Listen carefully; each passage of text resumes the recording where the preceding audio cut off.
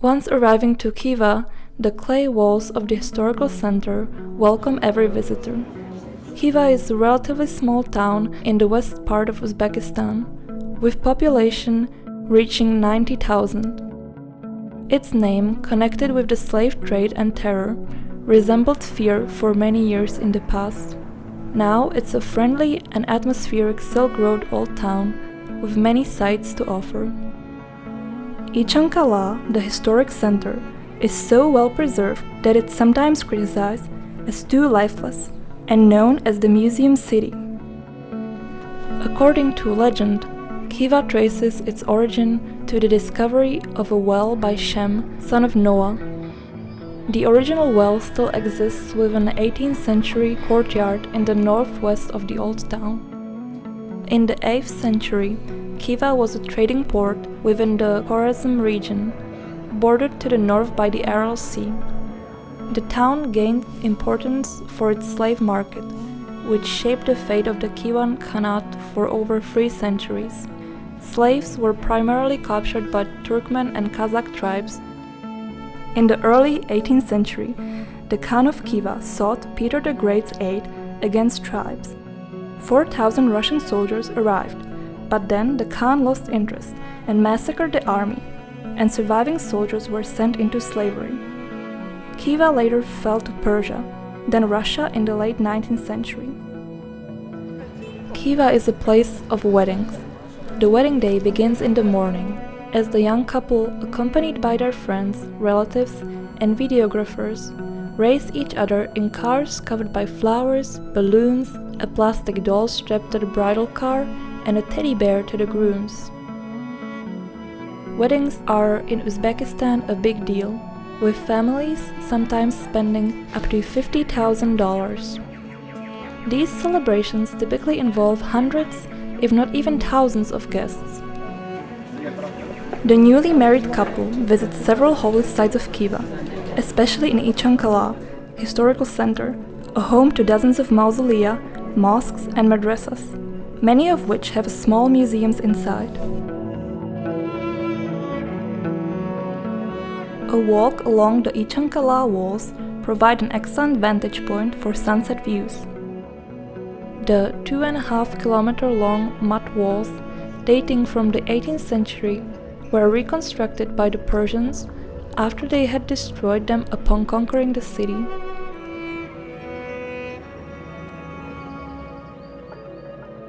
One of the most typical and unique Khivan sites is Kalta Minor, a fat turquoise minaret which history dates back to the 1851. According to a legend, a local Khan wanted to build a minaret so high he could see all the way to Bukhara. However, the Khan passed away 4 years later, leaving the structure incomplete.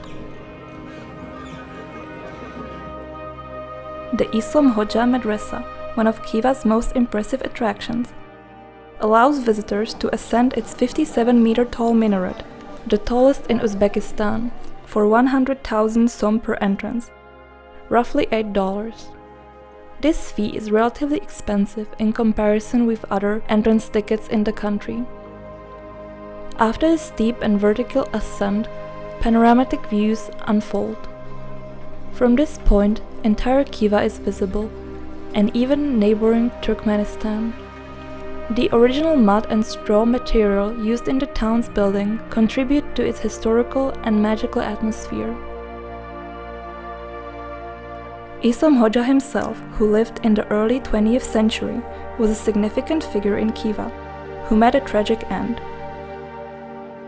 He established a European-style school, introduced long-distance telegraphy, and constructed a hospital. The Khan did not enjoy his rising popularity and got him assassinated.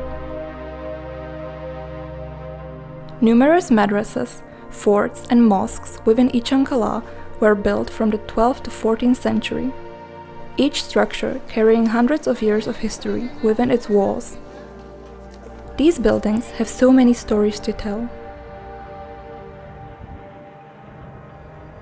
Khiva's presence on one of the highest Uzbek banknotes highlights its cultural significance in the country. tourists can try shivit osh, Khivan green noodles, called by dill, and the most popular national dish, plov, a Central Asian pilaf consisting of traditionally lamb meat, rice, and fried vegetables. Each region prepares its own original version. Another beloved food among Uzbek people is bread. Numerous bakeries preparing bread in traditional tandoori ovens can be found along the town streets. Each region has its own version of bread, often decorated with various patterns using tools like this one.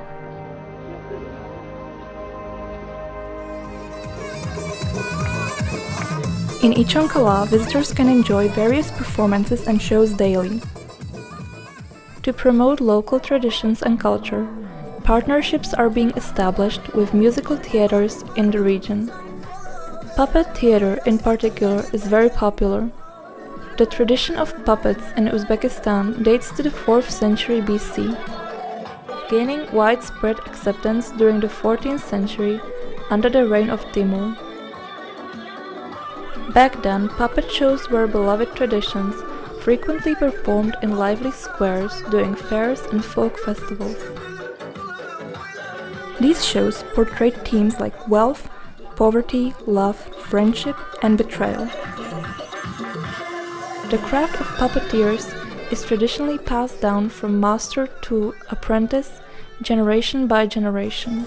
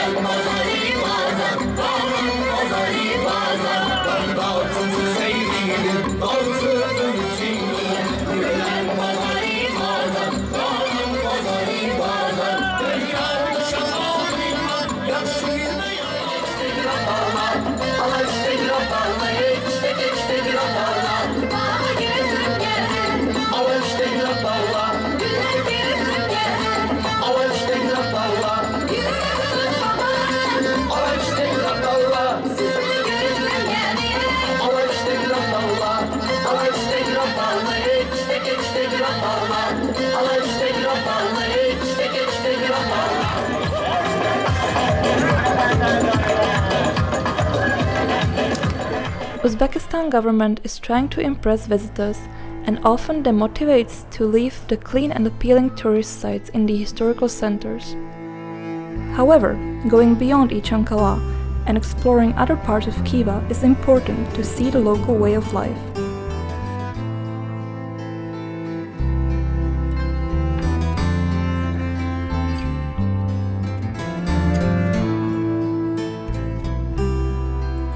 Another remarkable site in Khiva is Nurullaboy Palace. As Ichon-Qala had no room to expand, the palace had been constructed outside the historical center. Built between 1906 to 1912, its architectural masterpiece offers a glimpse into the intersection of Eastern and Western influences. In its halls, visitors are transported back in time to different era. With its rich interiors featuring gold-embroidered ceilings, ceramic chimneys, and towering mirrors, the palace presents a captivating narrative of Khiva's past. Some of the rooms host several informative exhibitions with a focus on local history and culture. Before the palace was built, the wealthy merchant Nurullaboy, owning the land, insisted that his property could only be sold under the one condition: the palace would be named after him. As a result, Nurullaboy Palace still carries its name to this day.